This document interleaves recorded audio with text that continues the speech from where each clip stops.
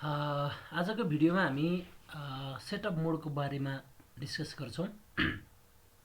त्यो calculator FX991ES प्लसको setup मोडमा जस्तो क्याल्कुलेटरलाई फिक्स कसरी गर्ने, रेडियनमा कसरी राख्ने, डिग्रीमा कसरी राख्ने, यस्तो कुराहरू चाहिँ हामी सेटअप मोडमा हेर्छौं। यो कुराहरू हेर्नुस् है त।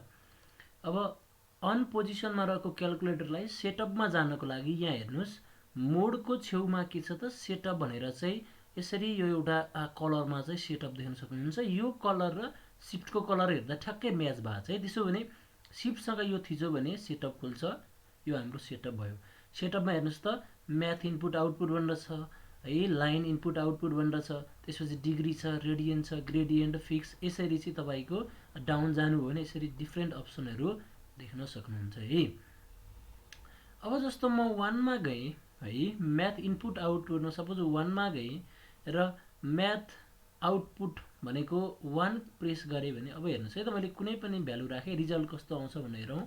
डिभाइडेड बाइ 6 भनेको यहाँ हेर्नुस् है 10, अथवा यसलाई म पहिला रिसेट गरिदिन्छु। क्याल्कुलेटर रिसेट गर्न शिफ्ट 3, त्यसपछि अलमा जानुस् 3 र इक्वल्स टु गर्नुस्, यो रिसेट भयो।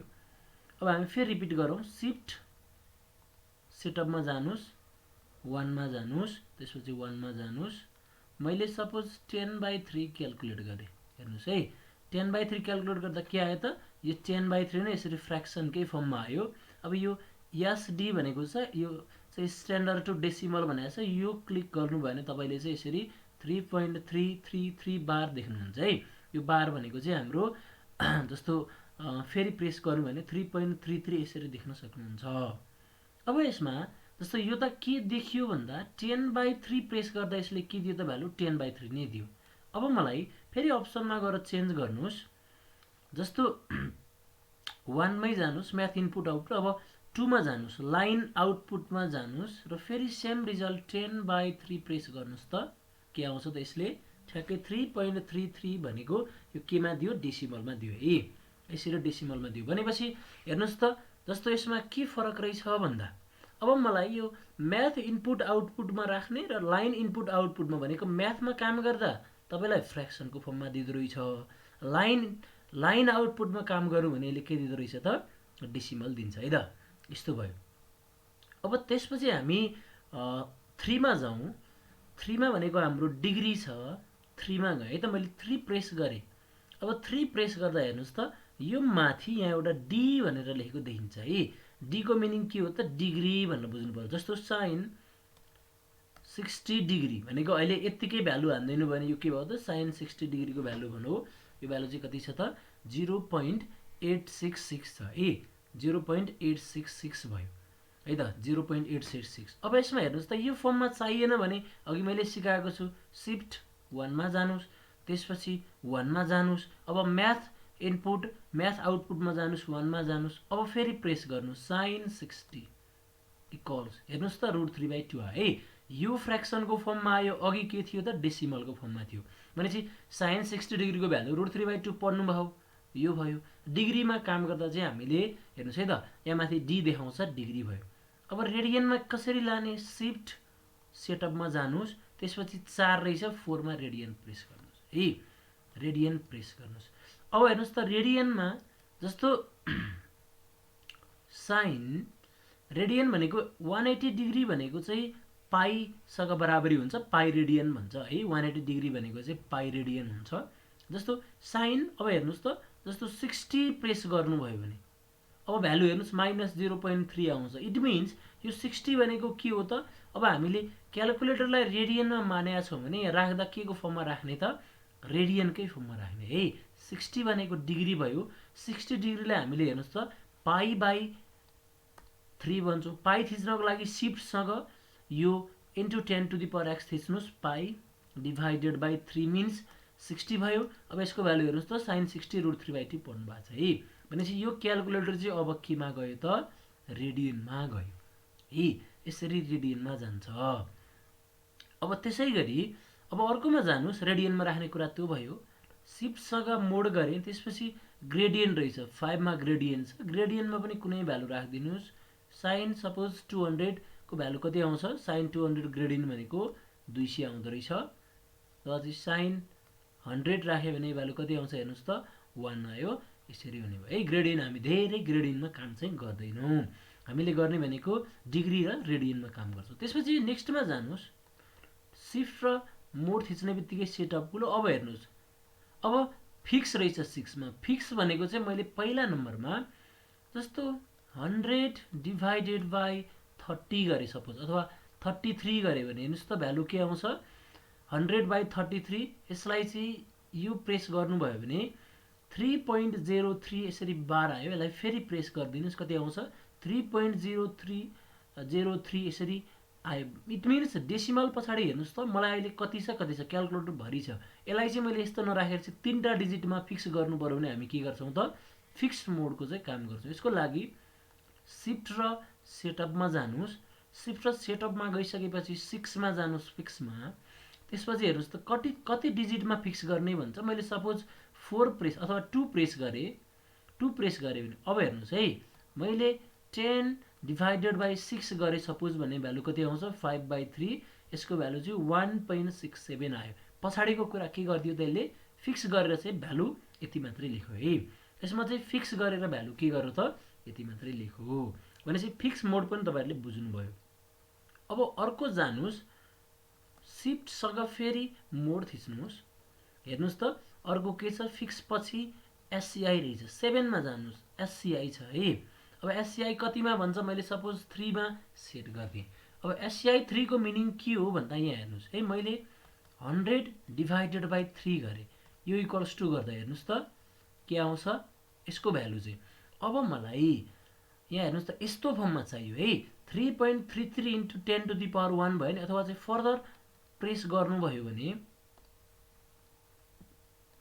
यहाँ हेर्नुस् है, भनेको यसरी के दियो त इन्टु 10 टु द पावर को फर्ममा दियो है। जस्तो 1 डिभाइडेड बाई, मैले अझै ठुलो राखेँ 2 इन्टु 10 टु द पावर 7 राखेँ भने हेर्नुस् त यसलाई 1 बाई त यो फर्म भयो। अब यो त कति हो हामीलाई थाहा भएन। अब यहाँ चेन्ज गरौँ भने हेर्नुस् त कसरी दियो त 5.00 इन्टु 10 टु द पावर -8 यो फर्ममा दियो है त। भन्नुको मिनिङ एससीआई ले चाहिँ के दिँदो रहेछ त इन्टु 10 टु द पावर को फर्ममा हामीलाई भ्यालु दिँदो रहेछ। ठीक यस्तो भयो। अब शिफ्ट मोड थिच्नुस्। नर्मल भनेको 8 भनेको नर्मल भनेको चाहिँ हाम्रो यो चाहिँ के हुन्छ त, नर्मल भनेको नामैमा नर्मल छ, नर्मल नै भयो। अब जानुस्, अब यसमा जानुस्, अर्को मैले ए बी बाई सी भने है त। अब यो फर्ममा गएँ। यो भनेको चाहिँ कस्तो भन्दा जस्तो ए बी बाई सी भनेको चाहिँ तपाईहरुले यस्तो देख्नु भएको छ नि,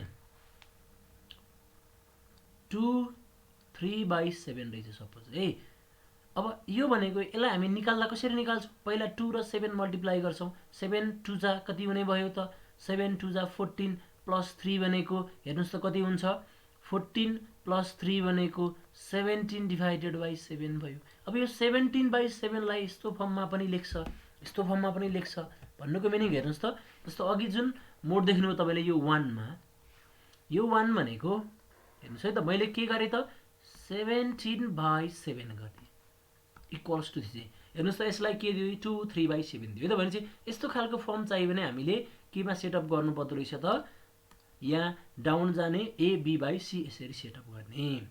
अब यो 2 हेर्नुस् त डी बाई सी भनेको 2 मा जानुस्, डी बाई सी भनेको हेर्नुस् त यो भनेको 17/7 छ भने यसलाई के गरौँ त यस्तै फर्ममा राखौ है, भनेको फ्र्याक्सनकै फर्ममा तर यो फर्ममा राख्दिने। जस्तो तपाईहरुले सपोज मैले के गरेँ भन्दा शिफ्टसँग यो बटन प्रेस गर्नुस् है त। यसमा हेर्नुस् त यो टाइपको चाहिँ टाइप गर्न मिल्छ। मैले यहाँ राखिदिएँ 5, यो एरो प्रेस गर्नुस्, 6 डिभाइडेड बाई 8 गरिदिनुस् है त। अब यसको भ्यालु कति हुन्छ हेर्नुस् त 23/4 भयो। यो चाहिँ अघि मैले सुरुमा 1 नम्बरमा गराएको मोड भयो। अहिले हामीले सेकेन्ड मोडमा फिक्स गरेकोले यसको भ्यालु चाहिँ के गर्यो त आफै क्याल्कुलेट गरेर दियो है त। यस्तो हुने भयो। त्यसपछि अर्को मोड हेर्नुस्, अर्को के छ, यो कम्प्लेक्स छ। कम्प्लेक्स हामी उतापट्टि पढ्छौँ। यो स्ट्याटिक्स भयो। टेबल भनेको चाहिँ यो मोडमा आउँछ, मोडमा हेर्नुस्। अब यो 6 नम्बर हेर्छु है त म। 6 मा आरडीसी भनेको छ, यसको मिनिङ चाहिँ रिकरिङ डेसिमल भनेको 6 प्रेस गर्नुस्।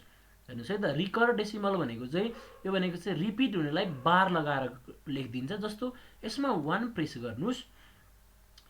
अब मलाई सपोज डिभाइड गर्न मन लाग्यो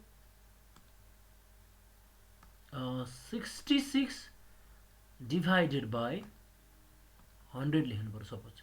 हेर्नुहोस् है त 66/100 लेख्दा कति हुन्छ 0.66 भनेको यो के छ त हामीले फिक्स गरिसक्यौँ है। यसलाई पहिला के गर्नुहोस् यसलाई रिसेट गरिदिनुहोस्। क्याल्कुलेटर रिसेट गर्न अघि पनि सिकाएको छु मैले। सिफ्टसँग 9 थिच्नुहोस्, त्यसपछि 3 थिच्नुहोस् अल क्लियर, त्यसपछि इक्वल्स टु थिच्नुहोस्। अब एसी प्रेस गर्नुहोस् हाम्रो क्याल्कुलेटर रिसेट भयो है। सिफ्ट सेटअपमा जानुहोस्, त्यसपछि 6 मा जानुहोस्। अब यसपछि 1 मा जानुहोस् रिकरिङ डेसिमल हेर्नको लागि। मैले 67 डिभाइडेड बाई 100 प्रेस गरेको छु। अब यसको भ्यालु हेर्नुहोस् त 0.66 आयो है। यसको भ्यालु चाहिँ 0.66 आयो। यसो गरौँ 66.667 डिभाइडेड बाई 100 गरौँ। अब यसको भ्यालु हेर्नुहोस् त 0.6667 आयो। अब यसलाई यो त के छ त यो सबै ठ्याक्कै सेम रिपिट भए त छैन नि त यसमा है। जस्तो डेसिमल पछाडि सेम कुरा रिपिट भए त होइन नि त। सेम कुरा रिपिट भएको छ भने चाहिँ अहिलेको रिकरिङ डेसिमलले काम गर्छ। त्यसको लागि हेर्नुहोस् त जस्तो 10/3 नै गरेँ भने मैले 10/3 गर्दा भ्यालु के आउँछ 3.3 बार आउँछ। यसको मिनिङ के हो भन्दा यो 3 बारको मिनिङ अब 3 पछाडि यो के हो सबै 3 रिपिट भइरहेछ भनेको यी। यसरी 3.333 लाई हामी के गर्छौं त रिकरिङ डेसिमलमा फिक्स गर्यौं भने सेट गर्यौं भने यसले 3.3 बार दिँदो रहेछ है त। यसरी दिन्छ। यो कुरा बुझ्नु होला। जस्तो 20/3 लेखेँ मैले। यो हेर्नुस् त यो के छ 6.6 छ भनेपछि यो के रहेछ 6.66667 रहेछ। यस्तो खालको बुझ्नु पर्यो है त। यसरी हुने भयो। अब जानुस् त्यसपछि यो भयो डिस्प्ले। डिस्प्ले भनेको 7 मा जानुस्। डिस्प्ले चाहिँ अब यहाँ डेसिमल पोइन्ट भनेको डट र कमा भनेको छ है। अब यो डट तपाईहरुले बुझिहाल्नुहुन्छ। म कमामा गए 2 मा। यसको मिनिङ चाहिँ डेसिमल लेख्दा डटको फर्ममा लेख्ने कि कमाको फर्ममा लेख्ने भनेको।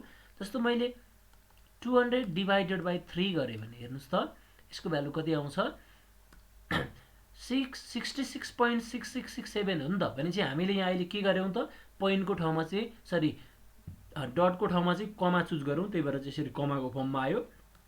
अब डट चुज गर्नु भयो भने चाहिँ तपाईले डटको फर्ममा आउँछ। 7 डिस्प्लेमा जानुस्, डटमा जानुस्। अघिको कुरा एन्सरमा सेभ हुन्छ। एन्सर इक्वल्स टु थिच्नु भने अब हेर्नुस् है के आयो त डट आयो त। यसरी हुने भयो। त्यसपछि अर्को एउटा छ CONT भनेर यो कन्ट्रास्ट भन्ने मोड भयो। जस्तो क्याल्कुलेटरमा चाहिँ तपाईहरुलाई चाहिँ ब्राइटनेस यो कन्ट्रास्ट एडजस्ट गर्नु पर्यो भने चाहिँ हामी यो एरोले चाहिँ यसले चाहिँ अलिक डार्क बनाउँछ, यसले लाइट बनाउँछ। अहिले मेरोमा चाहिँ एज इट इज देखिन्छ। तपाईहरुले चाहिँ यसरी गर्नुहुन्छ है। यो तरिकाले चाहिँ हामी क्याल्कुलेटरलाई चाहिँ सेटअप गर्न सक्छौं। सेटअप मोड चाहिँ हामीले यसरी जस्तो डिफरेन्ट यसमा चाहिँ डिग्री एंगल कन्भर्जनको कुराहरु भयो। त्यसपछि फिक्स गर्ने कुराहरु भयो है। त्यसपछि जस्तो डेसिमलहरुको कुराहरु भयो है। आउटपुट कसरी निकाल्ने सबै कुराहरु चाहिँ हामीले यसरी गर्न सकिन्छ। Thank you.